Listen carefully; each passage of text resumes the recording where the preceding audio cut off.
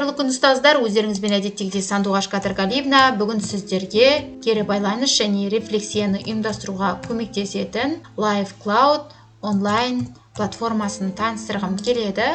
Осы LiveCloud онлайн деп жазған кезде ең бірінші сайтқа өтеміз. Жалпы бұл жерде рефлексияны да кері байланысты да ұйымдастыруға болады. Енді рефлексия дегеніміз ол оқушының сабақта қалай қатысқандығына, өзін-өзі бағалауына баға беруі, немесе сабақтың басында көңіл күйді сұрауға байланысты ұйымдастыру кезеңіне, немесе қандай да бір сауалнамаларды ұйымдастыруға қолданса болады. Мына жерде все инструменты дегенге өтеміз. Осындай бізде инструменттер шығады, яғни бұл жерде доска деген тақта, әдеттегідей таймер бар, селектор, создатель группы, яғни топтарға бөлеміз, сосын көп таңдау, живая стена, живой вопрос деген бұл тәріздес облака слов форматында алынады. Міне WordCloud дегенде осындай форматта, сосын живой опрос, живое мнение, живая битва, живое голосование деген сияқты инструменттер қарастырылған. Ең бірінші мына доска дегенге өтейік. Қазір ешқандай біз регистрация жасамай бұл инструментті қолданып отырмыз. Бұл жерде кәдімгі фигуралар бар. Осы жерде біз әдетте қандай осыған дейін онлайн тақталарды қолданып жүрміз, дәл солай жұмыс жасаймыз. Мында бізде таймер бар, яғни Classroom скрин тақтасына ұқсас сабақ басталды, берілетін тапсырмаға және тапсырмаға уақыт аяқталды деген сияқты бағдаршам бар. Сонымен қатар мына таймердің белгішесін басатын болсаңыз, түрлі инструменттер шығады. Мында сызғыш бар, математика пәні мұғалімдеріне арналған. Осындай сызғыштар бар. Және де осындай оқушылар жаңағы топпен жұмыс жасап жатырған кезде қойып қоятын арнайы белгілер бар. Сонымен қатар мында арнайы таймер бар. Осындай таймердің түрі бар. Бізде жалпы екі түрлі тақтамен қазір жұмыс жасап отырмыз. Мынау біздің екінші тақтамыз. Бұл екінші тақтада туған күн иесі болса, мысалы құттықтауға болады, неше жасқа толып жатыр деген сияқты. Classroom скрин тақтасында да осындай функция бар, дәл сол функцияға ұқсас қызмет атқарады. Осылайша туған күнді де осы тақтаның көмегімен ұйымдастырсақ болады.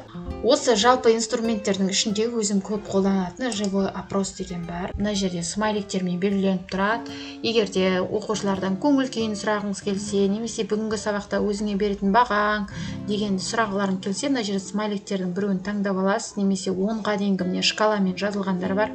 Мысалы, мынаны таңдап аласыз, сосын начинать дегенді басасыз да, мында сұрағыңызды қоясыз. Мысалы, бүгінгі сабақ көңіліңнен шықты ма? Сосын былай оқушылар бағалайды.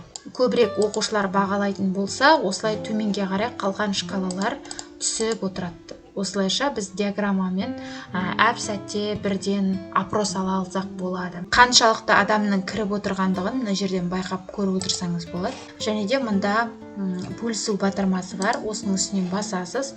Оқушыларға мына QR кодты басу арқылы қосылады. Немесе осыны тағы да басамыз. Мына жерде арнайы сілтеменің көшіру белгісі тұрады. Осыны көшіріп аласыз да мессенджерлерге жіберсеңіздер болады. Одан кейін бізде мен өзім жиі қолданатын живой опростан бөлек мына жерде живой WordCloud деген бар. Осының ішінде де бірнеше түрі болады. Мыналары про версия болып саналады. Осының ішінде мына живой дегенді қолданып көрейік.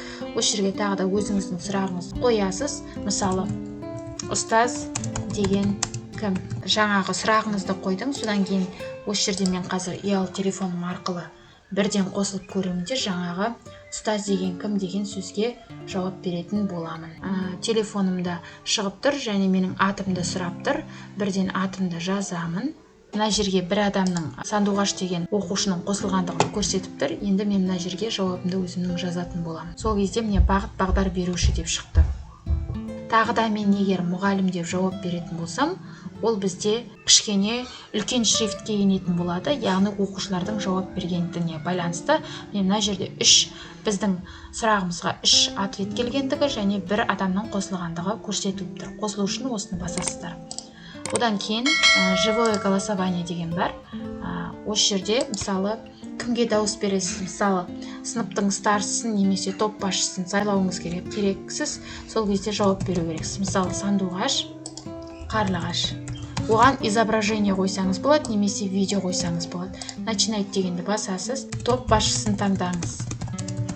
Бөлісу батырмасын басамыз, QR кодты басамыз. Мен өзім тағы да телефонмен қосылдым. Мұнда сандуғаш дегенді басамын. Одан кейін тағы шығып тұрады. Топ басшысын таңдау үшін сандуғаш деген оқушыға 1, голос және қарлығаш деген оқушыға 1 голос дауыс бергендігі шығып тұрады. Келесі инструментті қарайық, яғни живая битва деген. Мұнда сұрағыңызды қоясыз.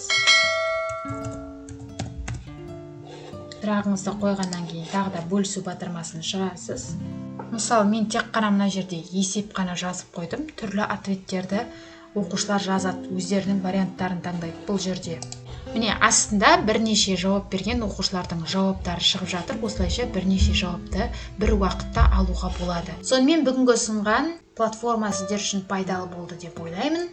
Кәделеріңізге жарасын.